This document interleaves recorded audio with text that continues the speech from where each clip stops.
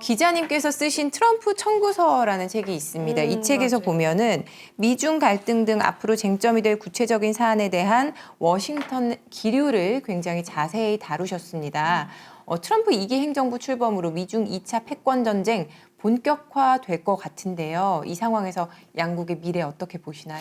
저는 사실 오늘 이 자리에서 가장 중요한 질문이라고 생각하거든요. 네. 미국과 중국의 관계가 어떻게 될 것이냐. 이게 앞으로 한국의 미래 그리고 한국과 미국의 관계를 결정짓다고 네. 생각합니다. 그런데 사실 예측하기가 쉽지는 않아요. 지난 40년 동안 미국은 중국에 대해서 그들의 용어로 하자면 전략적인 관여 정책을 폈습니다. 그러니까 중국을 국제사회에 편입해서 중국과의 무역이나 교류를 늘리면 중국이 국제사회 책임 있는 일원으로 우리와 함께 성장할 수 있을 것이다 라고 생각했던 게 지난 40년 동안의 중국에 대한 생각이었거든요. 네. 그런데 그게 바뀌었던 게 2016년, 17년부터였습니다. 제가 워싱턴에 갔을 때였거든요. 그때 미국의 관리들이 모이기만 하면 중국 욕을 하더라고요. 중국 비판을 하더라고요. 그리고 트럼프 1기인 2017년 말에는 드디어 중국과의 전략적 관여는 실패했다. 우리는 중국과 대결하겠다. 사실상 네. 이걸 선포를 했습니다. 그렇기 때문에 트럼프 정부 2기 때는 중국과 대결하는 것은 너무나 당연하고요. 하지만 그게 어디까지 갈지 지켜봐야 됩니다.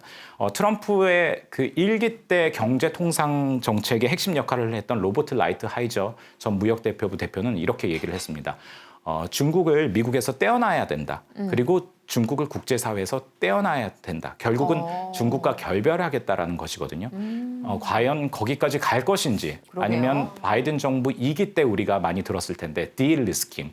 중국과 우리는 완전히 뗄 수 없다. 하지만 필요한 부분을 우리가 분리를 하자라는 게 이제 디-리스킹 전략인데 지금 디-리스킹과 완전히 뗀다 하는 디커플링에 네. 과연 어떤 방향으로 갈지 많은 관측자들은 완전히 떼어놓는 방향으로 갈 것이다라고 전망을 하고 있습니다만 그게 그렇게 쉽지는 않을 겁니다. 그렇기 때문에 좀 지켜봐야 될 것 같습니다. 그렇죠. 세일님께서 아주 정확한 질문 해주셨네요. 그 와중에 그럼 우리나라가 받을 청구서는요? 라고 하시는데 떨린다.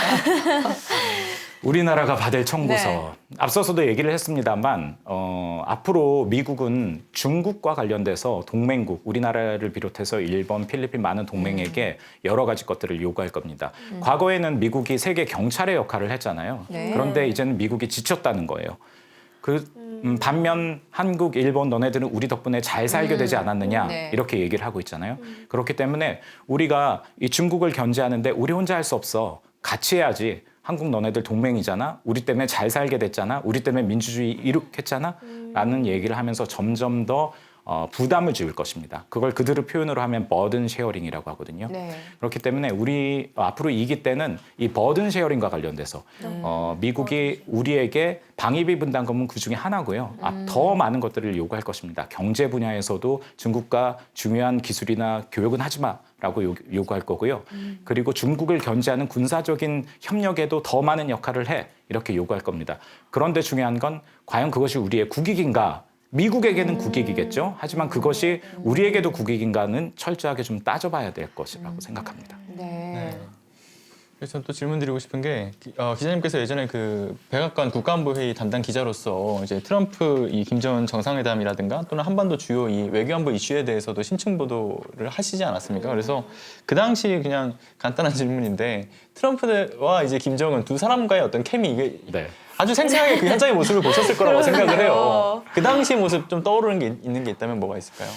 사실 트럼프 대통령이 처음에는 리틀 로켓맨이라고 김정은에게 욕을 했잖아요. 그리고 이제 북한은 트럼프 대통령을 향해서 미치광이 늑다리라고 그야말로 쌍욕을 했습니다. 원색적이다 정말. 네. 서로. 그러다가 나중에는 서로 러브레터를 주고받았잖아요. 그런데 트럼프 대통령이 그 김정은 북한 국무위원장과 정상회담을 하기 전에 이런 얘기를 했습니다. 나는 뉴욕에서 부동산 거래를 많이 해봐서 상대방이 이렇게 들어와서 몇 마디만 이야기를 해보면 이 사람이 나랑 거래를 할 사람인지 아닌지 알 수 있어. 그렇기 때문에 내가 김정은을 만나서 몇 분만 얘기해보면 이 사람이 비핵화 의지가 있는지 없는지 알 수 있어 라고 호언장담했습니다. 네. 그리고 싱가포르에 가서 김정은을 만났고요. 그리고 또 2번을 더 만났잖아요. 사실 세계 정상 가운데 미국 대통령을 1년 사이에 3번을 만나는 정상은 그렇게 흔치 않습니다. 왜 그렇게 많은 시간을 김정은에게 투자했을까요? 아마 트럼프 대통령은 우리가 미국과 한국이 이야기하는 완전한 비핵화까지는 아니라 하더라도 네. 트럼프 대통령의 잘하는 것 중에 하나가 좀 과장입니다. 김정은과 어느 정도의 합의를 맺고 나는 그동안에 오바마가 해결하지 못한 그동안에 40년 동안 미국 대통령이 해결하지 못한 북핵 문제 해결했어 라고 세일즈 할 만한 정도 수준의 합의는 김정은과 이룰 수 있지 않을까라고 생각을 하지 않았을까 싶습니다. 네. 그렇기 때문에 지금도 사실은 김정은에게 계속 사인을 보내고 있잖아요. 과연 김정은이 받을지는 잘 모르겠습니다. 방금 말씀 주셨던 것처럼 계속해서 또 러브레터를 보내고 있는데 뭐 이제는 그는 뉴클리어 파워다. 우리는 뭐 잘 지냈다. 내가 돌아온 것을 뭐 반길이라 생각한다. 이런 얘기를 하기도 했고 네. 그리고 또 이제 뭐 다른 인터뷰에서는 이제 김정은이 똑똑한 남자다. 네. 뭐 이렇게 칭하기도 했다라고는 하는데 근데 이제 특히 뉴클리어 파워와 관련돼서는 좀 이야기가 좀 분분하지 않습니까? 이게 뭔가 합법적인 핵 보유국으로서의 지위를 인정한 것은 아니다. 그러니까 핵을 가진 국가라고 표현 정도로 지금 받아들여지고 있긴 한데 그래도 이 정도의 어떤 메시지를 내놓는다라는 거 어떻게든 좀 환심을 사고 대화의 물꼬를 좀 터보겠다라는 거에 대한 의지가 좀 확실히 있다라고 보여지긴 하거든요. 네.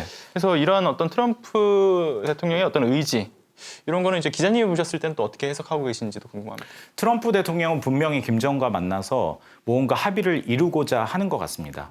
그렇기 때문에 그 합의를 이루는 데 있어서 부정적인 요인으로 작용할 수 있는 것은 조금 자제하는 그런 분위기인 것만은 분명한 것 같습니다. 물론 마이크 루비오 국무장관은 북한을 향해서 불량 국가라고 얘기를 했죠.